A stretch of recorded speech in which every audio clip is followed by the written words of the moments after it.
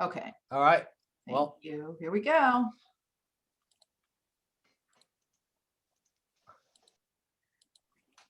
Good morning, everybody. Are you letting folks in the room now, Trudy? Thank you. Yes, they're coming. All right. It takes a minute or two Yeah. for the room to fill up. We'll be starting in just a minute. Thank you for joining us. We have a great lineup for you and a wonderful presenter with new research for us.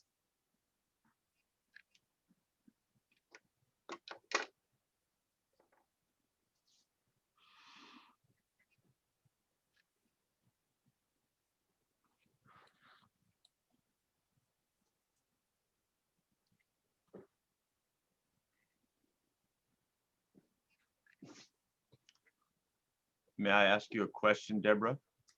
Please do. So I, for some reason, I'm forgetting, maybe it's too early all the time here. Does everybody see me or just you see me or nobody sees me? Everybody sees you. All right. This is a webinar, so it's not a room in Zoom. So if you open up your chat box or click on your participants icon, it'll list who's in the room. Everybody feel free to say hi to Dr. Brian Ray. Let him know that you do in fact see him. Am I clicking? I'm clicking You just chat. won't be able to, if you click probably participants, what you want to do if you want to see who's in the room. If you want to see if anybody is speaking to you, you can click on chat. Oh, yeah. But Albert will be moderating, so you Yep. just have to be your lovely eccentric self. All righty. And none of that, Albert will none of that multitasking stuff. yes, That's right. yes, and he'll let you know what's happening next. All right. All right, so I think it's time to get started here. Let me just welcome everybody. Hi, welcome to our Spring 2021 Kickoff Researchers Webinar, Homeschool Researchers Webinar. I'm Debra Bell.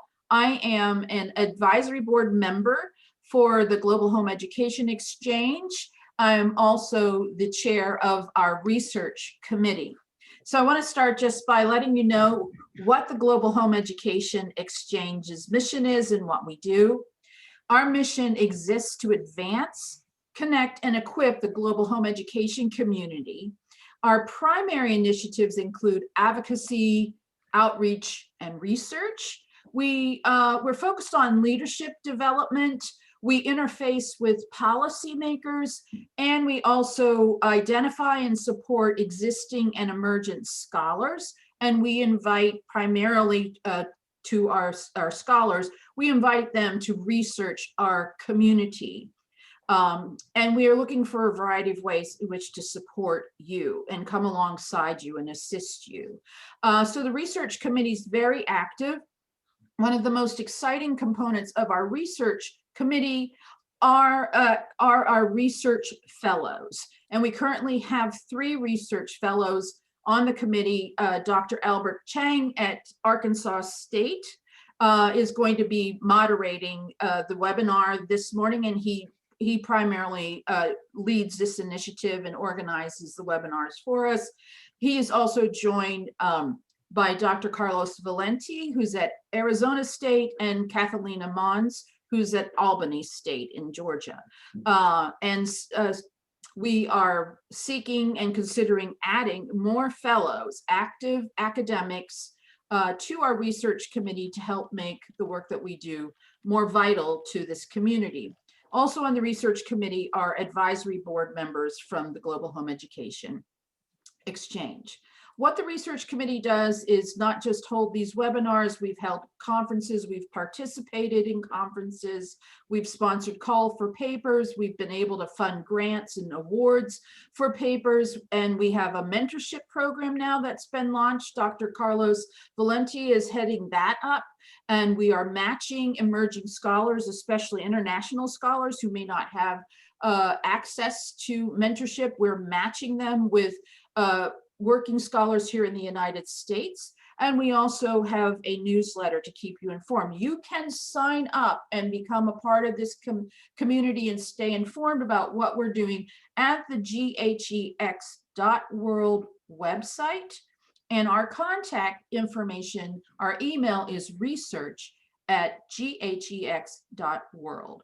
And shortly, as soon as we get all the bugs worked out, we're going to be launching forums on our website where we can engage outside of the webinar. So please stay tuned for more information. One other thing I want to mention before we get started is that there is an upcoming conference on home education research sponsored by Harvard University, and that is in May.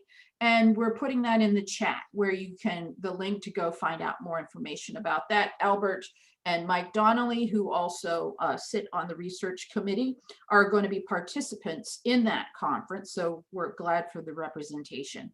Albert, at this time, I'm happy to turn it over to you and ask that you briefly introduce yourself and our presenter today. Thank you.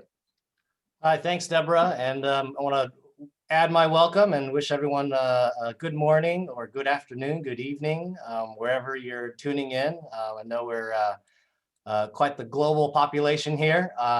So I just want to add my welcome. Also, just to add on to Deborah's announcement, just want to be clear that the conference at Harvard is actually going to be a series of webinars that run through from May through June. So every Thursday at 12 p.m. Eastern time, there's going to be an event and some presenters. So I do want to encourage everybody, if you're able, I know that's a difficult time, depending where you are in the globe, to join sometimes. But anyway, if Trudy, if you could put the link in so that folks can see that. You know, I really want to encourage your attendance to that. It should be a fun set of webinars each week from May through June. So without further ado, I do want to introduce our speaker today. Perhaps he doesn't need any introduction. The one and only Brian Ray, who's in some sense been the pioneer in many ways for homeschooling research. And I'm so pleased to have gotten to know him myself over many years now. I don't know how long we've known each other, Brian. I mean, certainly I know you've known a lot of the others here for much longer. I guess I was later to the scene. But I'm glad you're here. Just want to welcome you and turn it over to you to present your work, 4 key barriers affecting the choice to homeschool, evidence from a fragile community. And just before I turn it over to you fully, I do want to let folks know that they're welcome to ask questions. If you have a question, feel free to put it in the question and answer box below. If you look at your Zoom meeting interface, there is a Q&A button, and you should feel free to ask your questions there, and I'll find an opportunity to pose those questions to Brian. I believe you can also like questions, and so if there's a question that someone else has asked that you like, I think you should be able to click thumbs up, and for those questions that get a lot of thumbs up, I'll make sure to prioritize those. So Brian, I'll turn it over to you. I'll moderate everything so you don't have to multitask, but please take it away. Thank you, Albert. Oh, and can I be your friend in this system? How do I be a friend, Albert? A friend? No, there's no friending in Zoom. Okay. Zoom is Good. really stoic. Good.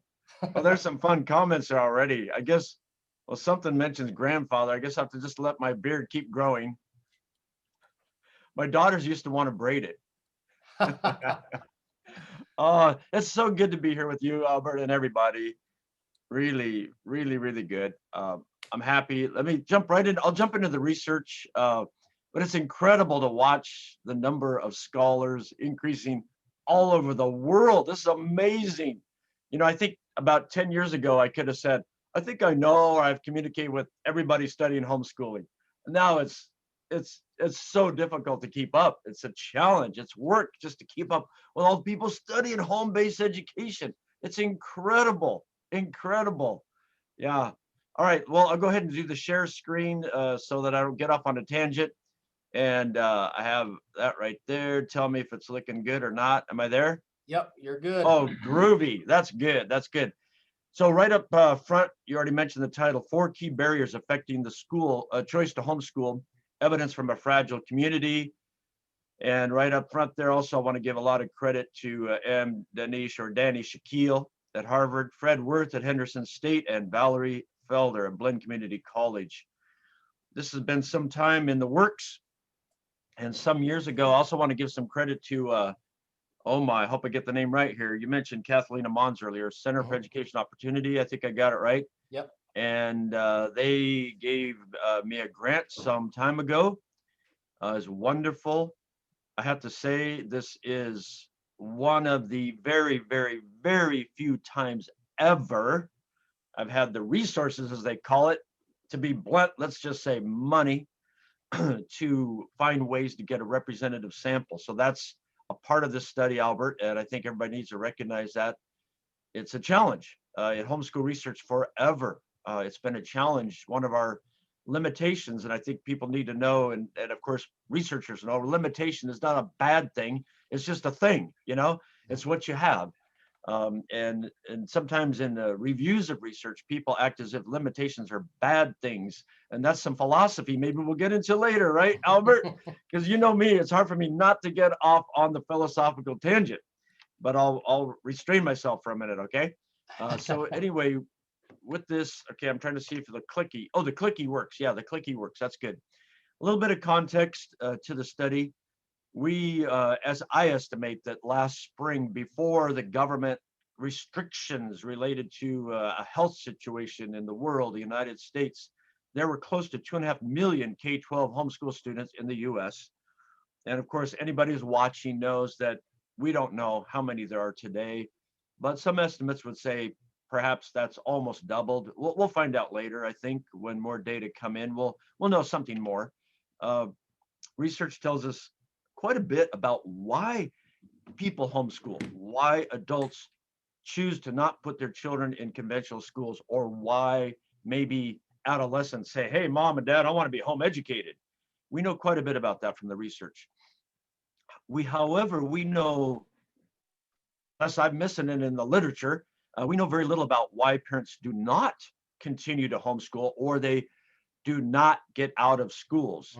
Now, I want people to pay attention to the way I wrote that third bullet. Why parents do not continue homeschooling. The point is, everybody begins by home educating. A child is born, unless you're in one of George Orwell's dystopias, you do not have the child in a glass tube and then hand them off to the government. So, you know, everybody does start home educating, and then most of them quit. We also wanted to understand how self-perceived barriers about homeschooling correlate with active homeschooling now, or a desire to homeschool in the future. So that's the key right there. And what do people think are barriers? What do they perceive as barriers to home education? A little bit more, some definitions. Homeschooling is defined in this study, and I believe it basically should be defined as parent-led, home-based private education. That is, parents currently private homeschooling, in this study, homeschooling at least one school-age child in grades K-12, as we call it, in the United States. So that's the operational definition. The second part is the operational definition for this study. We also were interested in fragile communities. You know, how do we end up studying things? That's another question. But part of it is because sometimes we meet others, or we meet an organization that is interested in a particular group of people.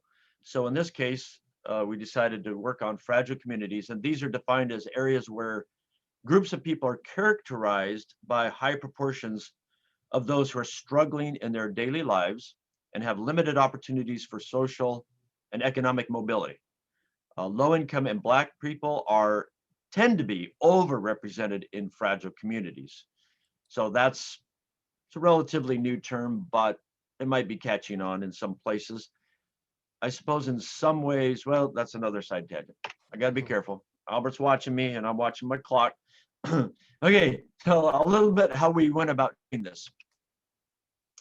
Of course, we reviewed past research on reasons for homeschooling And then we gathered together an expert panel of homeschool parents and researchers several years ago at one of the global home education conferences.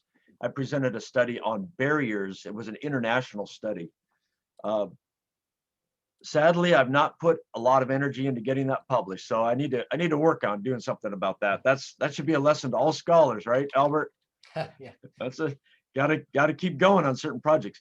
We took a lot of the items from that study and other research on home education and reasons for homeschooling, created a long list of items, way too long. It doesn't fit in my screen where I'm putting my hands, okay? And then with the aid of these panelists and the Barna Group, and this is another exciting thing, we were able to subcontract the Barna Group. They have at least 30 years of experience working with researchers, working with different organizations, nonprofit corporations, scholars, and they just did a great job for us. So I'm going to put a little plug in there for the Barna Group. They're, with some people, they're a big name. They might not be as big a name as some other subcontractors. They were able to get for us a nationally representative online panel, and our criteria were low income, so $40,000 or less household income, children ages 2 to 18 in the state of Georgia. We all know that the bigger you make your study, the more money it costs, right? So we had to limit a certain way to meet the budget. We had a total of 800 respondents who completed the survey. We oversampled African Americans purposely because we wanted to make sure that we had that. And data were collected before the government restrictions related to COVID-19. Here quickly are the demographics. And of course, some of this is going to go relatively fast.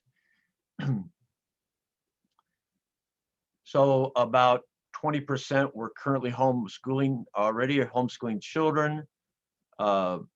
You can see about, so those means, if I remember right here, Danny is watching me, so I think these are the percentages. That's the way it works out here. Albert's helping me. Thank you, Albert. Yeah.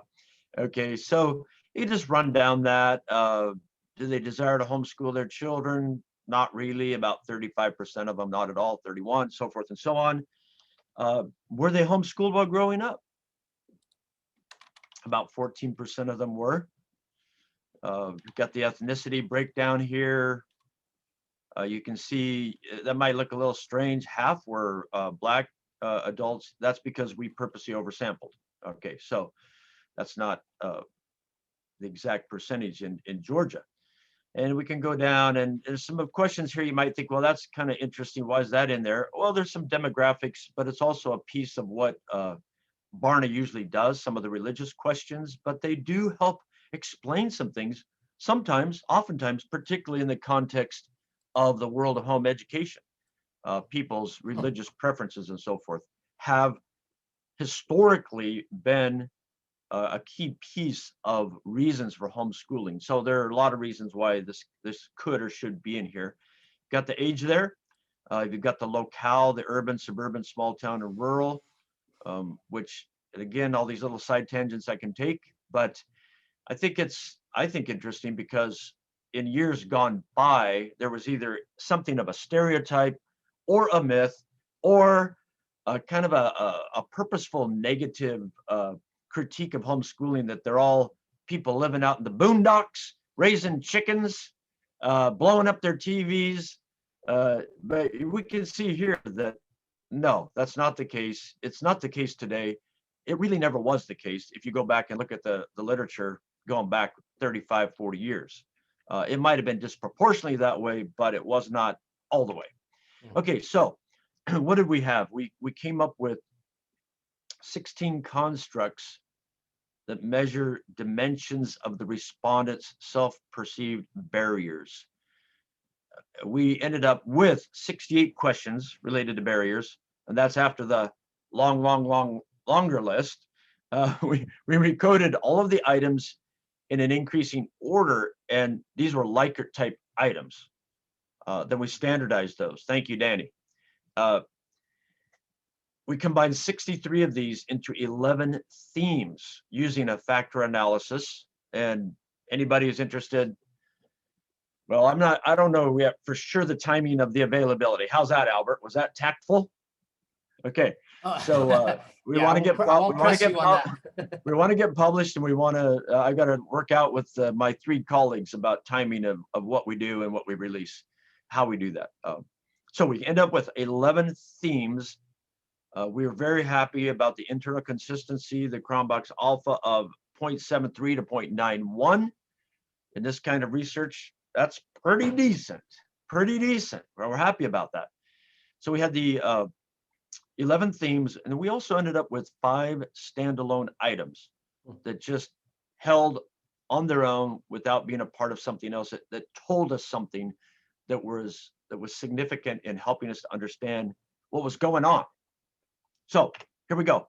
Here are the 5 standalones and the 11 themes. I'll just let people take a look at that, and I'll drone on, hopefully not too monotone for the sake of we're recording. Are we recording? Yeah.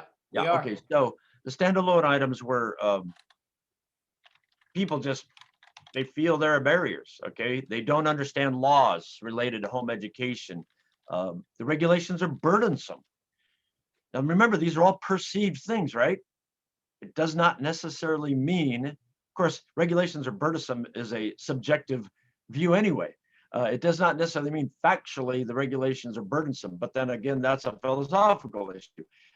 They have special needs children. They think perceive that as a barrier, or they perceive it was a barrier or not, that having been homeschooled. So you have to think of each one of these things. You have to think of as high, it was a perceived barrier, or low, it was not a perceived barrier. So everybody has to keep those in mind on all of these standalone items and the themes. The themes were support systems, curriculum, and I did not put up a lot of examples of these items, but we only have so much time. Ethnic concerns, opinions of others, experiences, personal experiences, concerns about self, concerns about their children, concerns about the long time questions, socialization of the children, just knowledge-based perceptions about one's own knowledge and whether that's a barrier or not to choosing homeschooling or currently being homeschooled. I'll keep dropping in what we're talking about here. Skills, perceived barriers about skills that the parent does or does not have, and perceived barriers about resources, what is available or not to these people. So here we have, and I've got a little bit of zoomy stuff, and I got to see how to not see that for myself so I can read what I'm doing. We got some demographics here. You know how those little bars come up and cover things. Yeah. Okay. So just some examples here in terms of course, you can look at the asterisks to see which were considered statistically significant. I want people to look at this just for a moment, take a few seconds here. The demographics of homeschooling experience, that is, this respondent experienced or did not experience homeschooling growing up. Okay, the respondent is male versus female. The respondent is Black versus white, Hispanic versus white, Asian versus white, others versus white. Okay, then income. And we have these different income categories. So for example, the first one is income 10,000 to 15,000 per year US dollars versus less. So you can see here we did have what would be considered in the US lower income families, but I already went over that. Now, I think that let me zip ahead here to the next slide, and then I'll make some comments. So now we have the reading of the Bible, we have praying to God, we have being a volunteer during the last week. Says the person says he has religious faith or not, age, locale, suburban versus urban, so forth and so on, employed part-time versus others, employed full-time versus not, and then marital status. Now, let me go a little bit more. Education level. graduated. Okay, you can see the last point here on this slide is widowed. So now we're moving on to education level. Graduated high school compared to did not.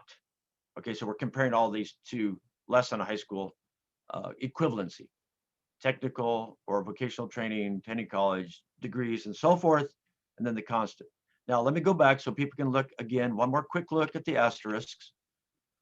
Notice that there are relatively few. We're looking at the demographics on now homeschooling, the respondent is homeschooling, or third column, they've desired a homeschool. So there are a few standouts here. Homeschooling experience. There's well, we call it a positive correlation. In other words, if they were homeschooled, they're less likely to see certain barriers, or they're more likely to be now homeschooling and desiring to homeschool. And then you notice a lot of blanks, a lot of no statistical significances there. I just want people to see that. Next slide, again, very relatively few statistical significances. And then you look at, for example, living in a town versus urban, but you don't see many others. So there looks to be one piece of the locale, but the others don't seem to be making much difference, which kind of hard for me, a little bit hard to think about and explain. Not sure I can explain any of this anyway, but so we'll work on that later. And again, on the marital status, one pops out in terms of now homeschooling, and again here, very relatively few. But one thing to keep in mind, overall, the demographics in terms of, and again, I'm missing my top thing here, so I'm trying to see it. Maybe I can move something here for myself. There we go. Remember that I'm working on my technology. Remember that the second column is now homeschooling. Look at that, now homeschooling. Now here we go back to the adjusted R squares. So all of these together are only explaining about 15% of the now homeschooling variable. And for the desire to homeschool, all of these together are only explaining about 7%. So, that's a subjective call, but that's not a huge amount for the demographics. It seems to me, I would say very little. Okay, let's move on. Mm-hmm. Now we are moving into our standalones and the themes. I know it's a lot to try to grasp at once. I'm still trying to grasp it. So let me move. I'm trying to move something so I can read things a little bit better. Okay, here we go. I'll just let people try to digest that a little bit. Our first column is our independent variable, so to speak. And then we have in second column, now homeschooling, not controlling for, I think, demographics. I hope I got that right, Danny. Mm-hmm. And then model 2, we have controlled, and then fourth column, desire to homeschool, not controlling, and then the last column, desire to homeschool, controlling. And we tried to pull out with some bright red here. I hope we revised properly what we think are some standouts. And kind of looking this over, you can see that the second independent variable, don't understand the laws. That's a pretty good standout all the way across in all 4 models, although I think we should be focusing on models 2 and 4. Mm-hmm. Statistical significance there. So if they don't understand the laws, that seems to be a pretty strong perceived barrier to be correlated with. I'm trying to not use causal terminology here.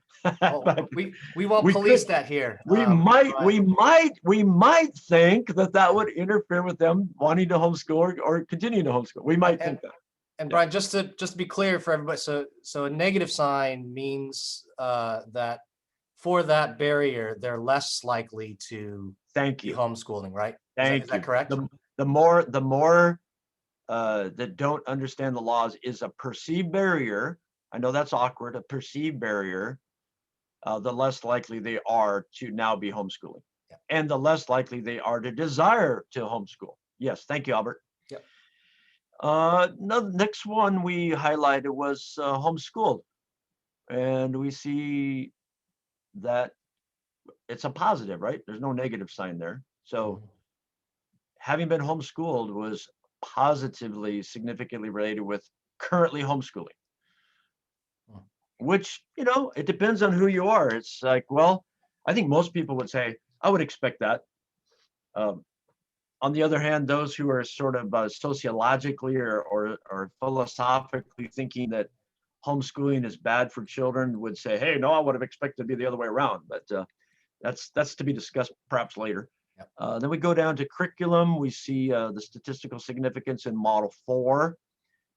Notice we're not really focusing on models 1 and 3, where we did not have the controlling of the demographics. So we're trying to focus on 2 and 4, if I'm remembering right here what we're doing.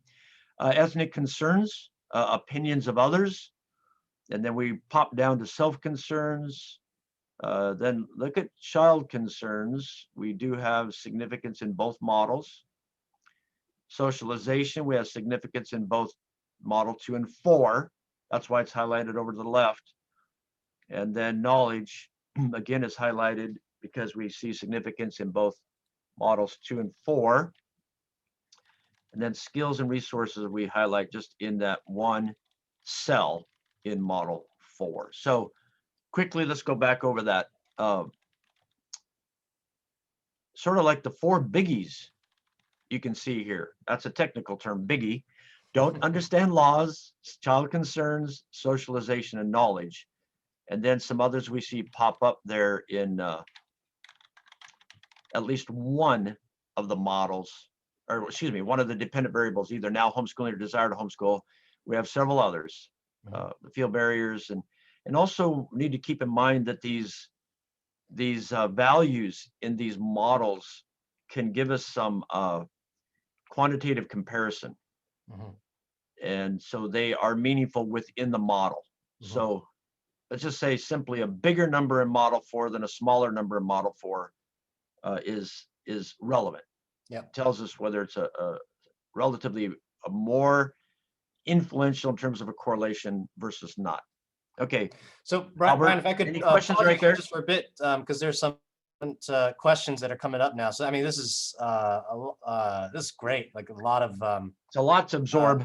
Yeah, a lot to absorb, but really insightful. So I guess we're getting a series of questions. Some from Catalina here, so she's saying hi. But could you bring maybe a bit more clarification on what some of these categories mean? So, for instance, ethnic concerns or child concerns. Can you give us some examples of questions on the survey? Okay. That inform that. All right. Why did Catalina have to do that to me? Okay, let me pull out here. I did not prepare for that, but I have here near my. Okay, let me see if I can multitask. It's rough for me. That's rough for me, Albert. I've got some. If I could pull up, but no, that would mess things up, I think. Or even if you can't find the question quickly, can you give us a more detailed description of what ethnic concerns means? Let me run through here. I've got the actual paper in my never stained hands. We have, for example, let me see if I can find that one. Okay, these would be like pulled out into themes. So I don't have, I wish I should have printed out my paper. Sorry about that, but here's an example. My ethnic racial group does not support homeschooling. I'm not sure if that went under ethnic concerns or support, but I'm just giving some examples here. I'm just pulling out the ones that have to do with ethnicity and race. A lack of curriculum that represents my culture or race. But let me be clear. I do not remember right this moment whether that went under ethnic concerns or something else. Okay, but these are just some examples. Let's see if I can find some others. My ethnic racial group has biases against homeschooling. My ethnic racial group fought hard for access to public schools and thinks we should all attend or use public schools. How am I doing? Is that a few examples? Yeah. So then after the fact, these were pulled into 11 themes. So Yep. I'm sorry I don't have that laid out in Yep, front of my yep. face by theme, Catalina. But maybe I can multitask later and pop it up on my paper or print it out or something. Help you out here. I'll see How if I can do about, that. so we're also getting a couple questions about, so child concerns. Can you kind of describe what that consists of? Okay, let me see if I can flip through here and give you some exact examples. You know what? Let me take how do I do this? I'm trying to see if I can. Yeah, if I do this, is this going to be sharing? Is that sharing it? Nope. No. All we see is your PowerPoint. So Oh, you can look. groovy. You can have your cheat sheets. Oh, groovy. Without us knowing. Oh, nice. All you're seeing is my PowerPoint. That's nice. Thank you. Yeah, some of these guys are watching. That guy is old. He doesn't know how to multitask. I don't know, can he? I'm very linear, one thing at a time kind of thing. Okay, here we go. Let me go here. Okay, here we go. Okay, what was the question? Which one? Yeah, child concerns. Just kind of describe what that entails. So nice having you here, Albert, helping me out. Okay, child concerns. Thank you. Okay, here we go. I feel much better. I can relax now. Smile more.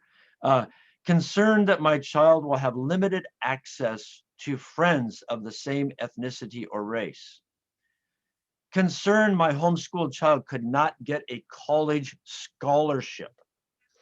Yeah, I probably should have read some of these at the beginning. Sorry. My child will not have access to enough sports athletics if homeschooled. Concerned that if I homeschool, social services, children and youth services may bother us. Concerned about how to do homeschool record keeping of grades and attendance. And one more, concerned that colleges will not accept my homeschool educational records for them to entrance to college. So let's go back to Catalina. Catalina, I think I did read some of them, but here we go.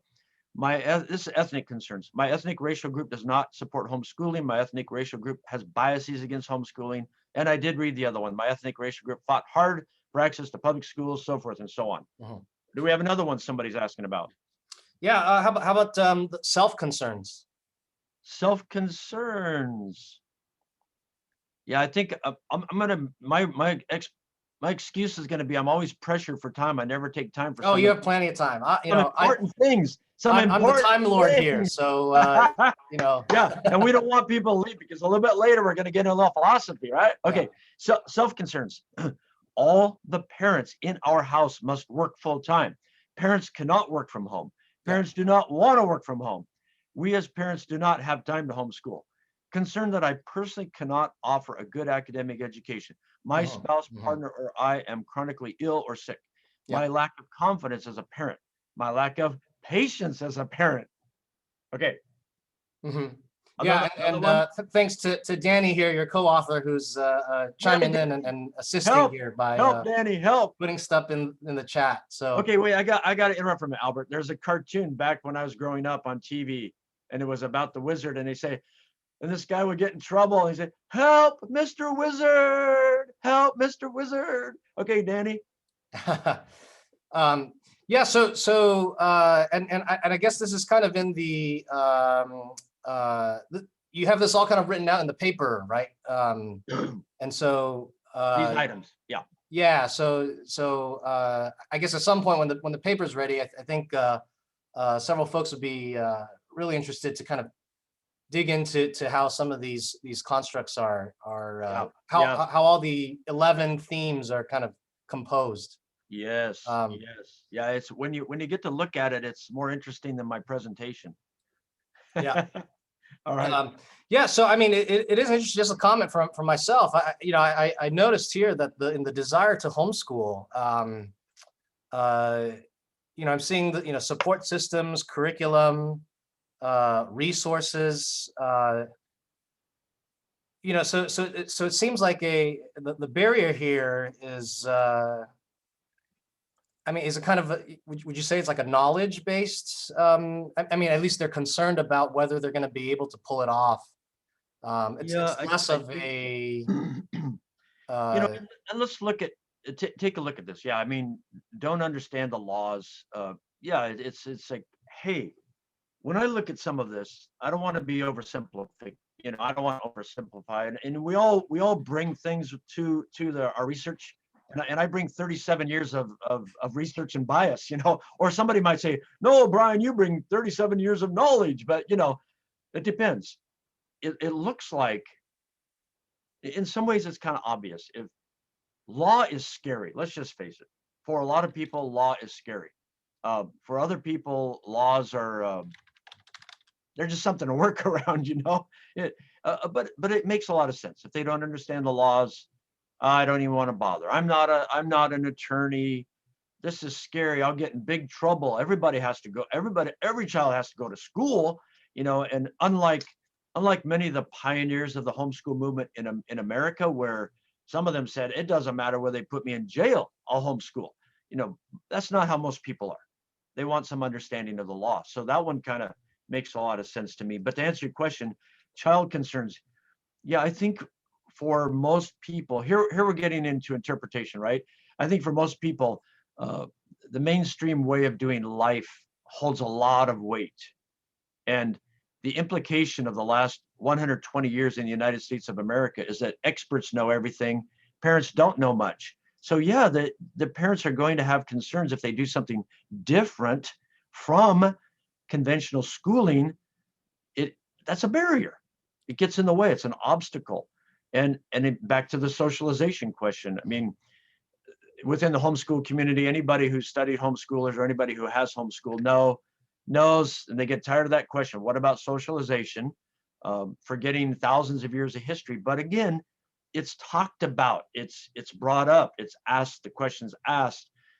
Somebody will say, I met a weird homeschool kid, and so these are the concerns. And again, I think, however, Albert, going back to your question, I think at the core, it does have to do with the knowledge base.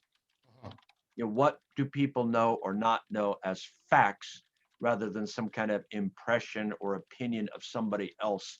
So I think I answered your question. Not sure. Yeah.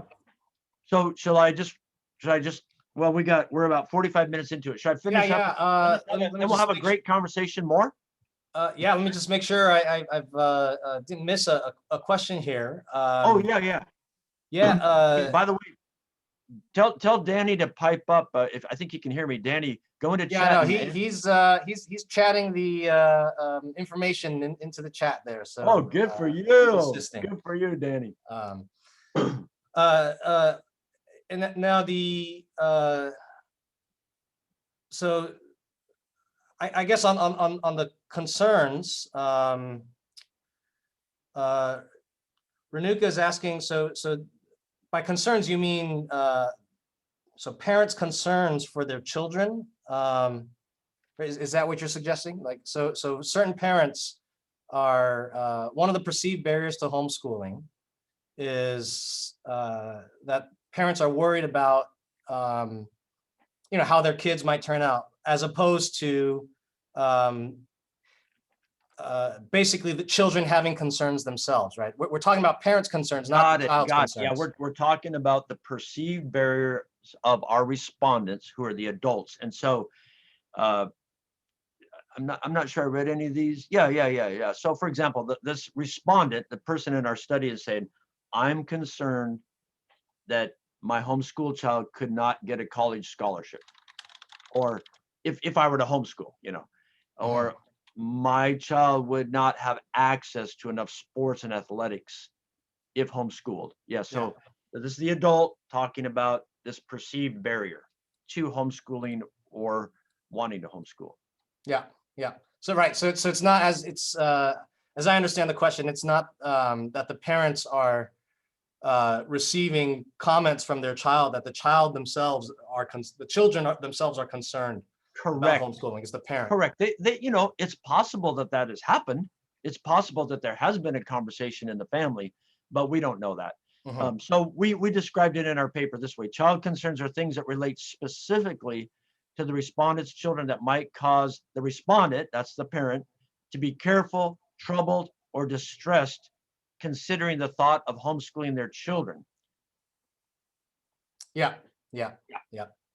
And just really briefly, I got a couple questions on so special needs child. I guess this is Yeah, let's go there. Okay. yeah. What's the exact item? Or I'm assuming that Sure. the parent is worried about being capable, I guess, of. Yeah, let's go here. Let's go here. Oh, that was I think that was a standalone. Yes, it was. Okay. It's very simple. I mean, it's not maybe not going to satisfy a lot of people here, but here it is. I have a special needs child and I do not feel adequate to educate him or her. I think you got it, Albert. Yeah. So I think that that's all the questions so far, and I'm sure some will come up as you keep going. All right.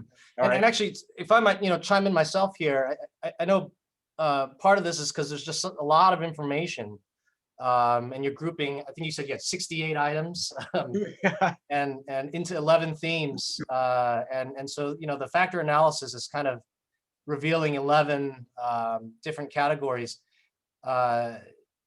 And I guess if I took a closer look at the paper, maybe the each of the sets of questions would group more cleanly. I was just wondering, because it sounded like with some of the questions you read, they kind of at face values seemed like they could belong to different categories. Yeah, I think that's possible. Yeah, I think that's possible. I mean, in any kind of factor analysis that can happen. We're trying to use both our heads and our numbers, to try to make, we want to look good on the face. We want to look good conceptually. And of course, we're trying to look for that consistency. So that's where we are. Yeah, and certainly, I'd like to have you wrestle with Danny. Yeah, no, Danny is a friend and but then great if we, empiricist. I suppose we could maybe try to reduce, but then of course we might lose some, consistency. Internal. Yeah. I don't know. Well, this does go back to the point you began with, that there are these inherent limitations to methods, and Thank you. With factor analysis, it's really a delicate balance between, well, let's follow the data versus let's kind of follow our intuition. And it's not as if there is a like one right way to do it. Yes. I think we forget that human judgment is a major part of any research, even if there's numbers, that there's human judgment. Absolutely. And it was, it's been a long time since I've done some of these things, and going through and having Danny there asking me questions and pushing, because he was not there from the beginning of this study. And it was just so tremendous to have his help and asking questions, conceptual questions. And Brian, what about this? What about that? What does this mean? Where does this fit? And in fact, I have to say, he made me almost intimidated. And I don't easily get intimidated. I felt like I was back in my doctoral studies and I was going to fail a class. It was great. I came home and told my wife about it. She said, "That's good for you, having younger women pushing you." I was like, "Yeah, great. I'm worn out. It was good." Yeah, and this is, and just since you've made that comment, I just want to chime in here and say that this is these kinds of relationships, these relationships where we challenge each other, where folks raise questions and make known their skepticism and push everyone. This is what we really want to build here with this research group, and so. I just want to take the opportunity. I know we're spread out across the globe here, so it's tough to meet in person. I know, but now I know the pandemic has kind of educated us on how to connect in other forms. So I do want to encourage you to reach out to folks here. You can message folks privately on the chat, exchange contact information, meet each other. And I know we, as the research committee, are trying to build up more opportunities and resources to help us connect. And so I do want to take this time to just encourage you all not to just simply passively kind of watch, but make use of the opportunity that we're trying to build. And again, we are trying to build other things, so be on the lookout for that. And so I'll as Kathleen Mons just recently chatted here in the chat, relationships matter, teamwork makes the dream work, is what we like to say here, and I know in the U.S. So I did want to go off on that aside as well. Anyway, Brian, sorry for interjecting here, but had to Oh no, make that- I'm glad. This is fun. I really appreciate that, Albert. And this actually, that what your comments there bring me back to a little bit of history in the field of homeschool research. Kind of some jokes and fun about, hey, Brian's been doing this a long time. There was a time when there was almost nobody with whom I could work. That's one issue, Number two, when you're doing something that's sort of new, or how shall I put this tactfully, you're doing something with very limited resources, you just got to get a lot done fast, and you just do it yourself. It's just how it is sometimes. And so I did not do a lot of collaboration, really and truly. I didn't have time for it. It was less efficient. I needed to get things done. But it's a new season in the history of homeschool research, and it's a new season in my personal life where it's great to be able to. I always did go. A lot of people don't know what's behind the scenes of my research. They don't know what's behind the scenes of the National Home Education Research Institute. But because of my training, I always did go to colleagues, and I always did have reviewers read my work and critique me and push me and question me. So I did that all the time when I was at a university, when I was not at a university, but I did not have a lot of people to work with. There just were not many around. And then you have, and this again gets back to the whole idea of research and conceptual frameworks and philosophical worldviews. And then you get into, sometimes it's okay and you can work with somebody with a very different worldview, but sometimes it just doesn't work. It just doesn't work. So there we go. That kind of brings us up, and I'm glad you mentioned that. It's really helpful to challenge each other, work with each other. And even if we have a very different perspective on what is good for children or not good for children, if we can talk with each other and communicate in a way, that's not like ad hominem attack, or not poison in the well fallacies, and not committing these logical fallacies, it's so enjoyable. Like I enjoy discussion and debate, but when people move into that realm of those logical fallacies, I am not very tolerant. Speaking of tolerance research, as scholars, we need to be able to debate and discuss, but we need to stay away from the logical fallacies. So let me get. I just want to highlight this. The folks are kind of chiming in on this topic over chat, and I do want to underscore what Debra and Kathleen are saying here. That just get your work out there, and collaborators will find you. And on that note, we are working on a website here where folks will be able to share their work to our community here. So stay tuned for that. Anyway, I know we are closing in on time, but there are a couple other actually, maybe this is kind of tied to what you have on the slide up on the slide here. And it's more research methodology, and so Kathleen has. I'm actually unfamiliar with this method. There's something called the Q methodology to bolster or support factor analysis. I'm actually unsure what that is, but Kathleen, I see you've put that in the Q&A. If you'd be so kind to share that link in the chat, just so that other folks can see that. That'd be interesting to look at. I don't know if that might offer some further consideration for you to kind of improve on future iterations of this paper. Okay. And then on that note, Kathleen is also wondered, is there a place what's the place for qualitative research here? I know you've done a lot of quantitative analysis. Do you have thoughts on what I a think that qualitative that's- question might be, given Sure. this research? Sure. Uh, I think Kathleen knows, and probably most people know, I do not delve much into qualitative research. However, I think that these findings, these data could easily lead people into some very fascinating moments of exploring these things with parents. I mean, you could even explore this with 19-year-olds who are not married or don't have children, and this could lead you into a lot of different directions. And I think it would be fascinating to explore this more. I mean, I do qualitative, not say research, I'll say qualitative snippets, because I'm a little bit extroverted and I ask all kinds of people questions about these things.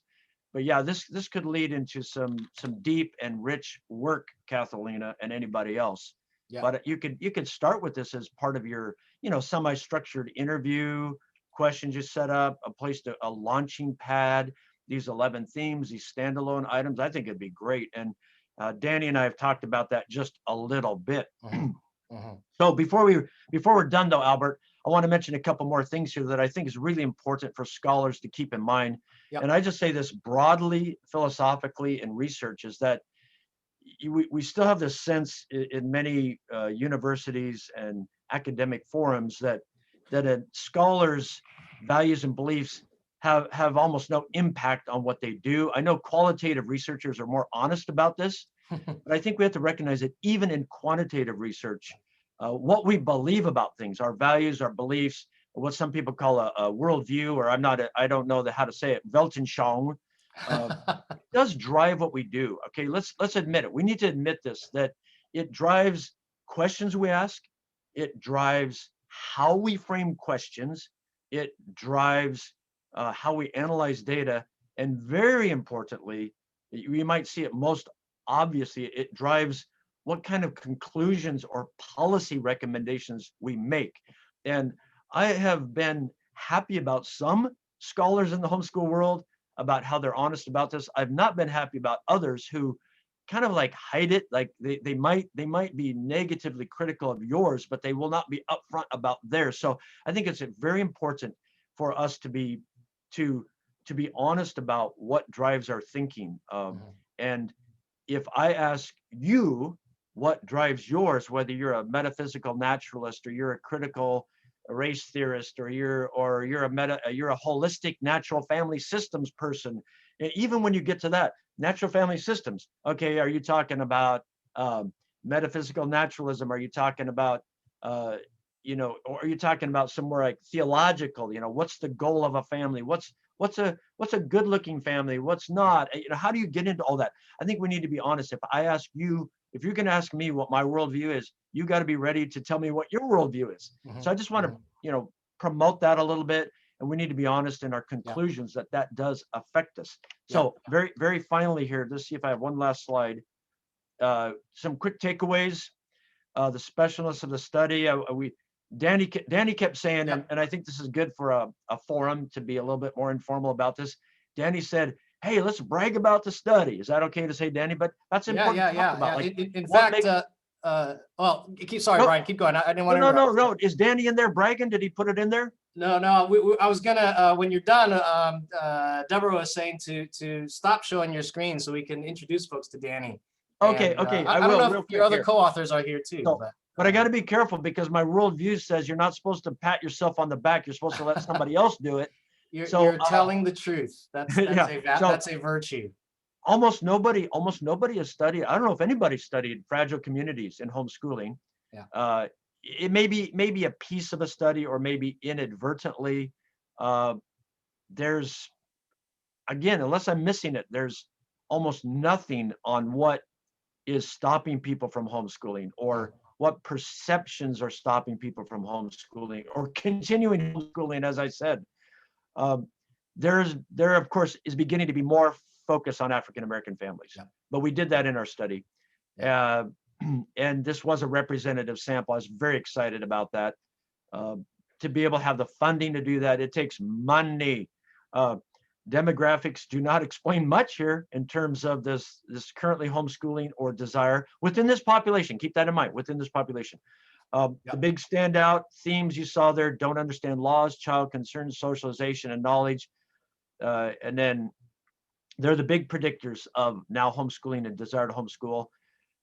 We think that our results suggest policymakers and researchers should be wary of the distinctions between fragile families that homeschool versus those that desire to homeschool. We had two dependent variables there. And the latter, those who desire to homeschool, might need much more support than the former.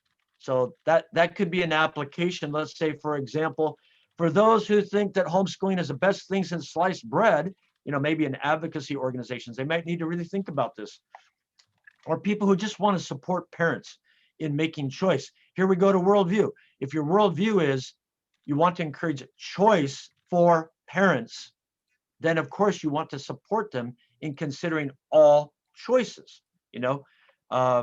This one is, maybe it was obvious to some, maybe not to others. Having been homeschooled is a positive predictor of now homeschooling children. And we already got into the limitations of the study. So I'll stop there, Albert, and how do I stop share, and then we can introduce I think you just there should be something up top to click stop share. How's that?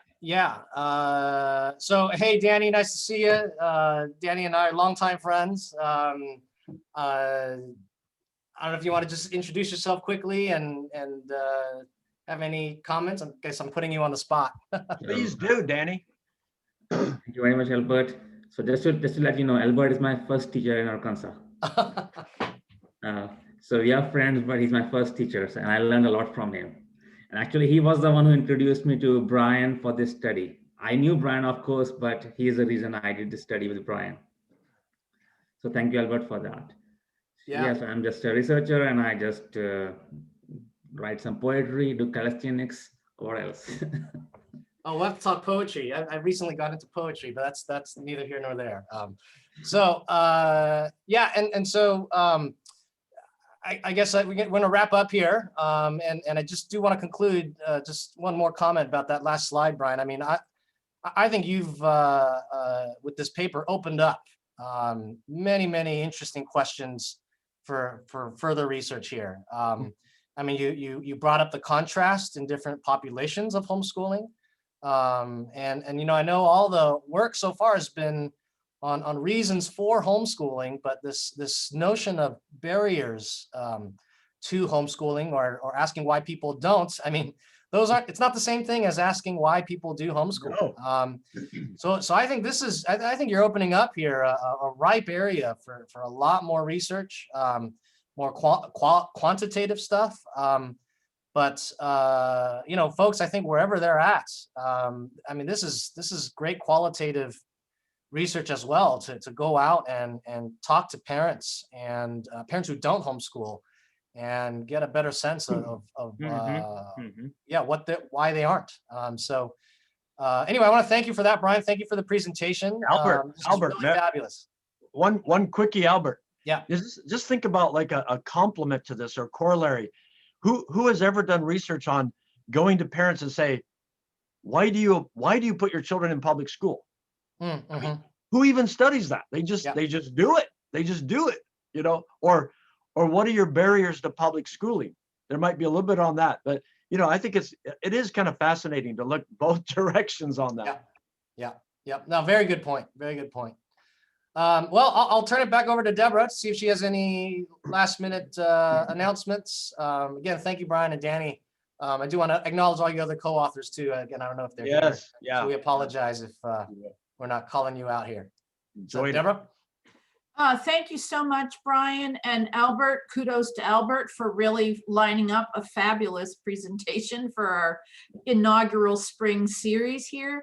I just want to remind everybody that we'll be opening up the forums shortly as a place where we can connect. And we have another webinar next month that we'll be sending out information about. So thank you very much for participating. One final question, can we get the PowerPoint as a PDF Albert, and possibly then make that available to our email list. We'll follow up with the recording in that PowerPoint for you to follow up with. Again, research@ghex.world is the way that you can contact us. So thank you very much. Okay. Thank you, Albert. Thank you, everyone, for attending. All right. Bye.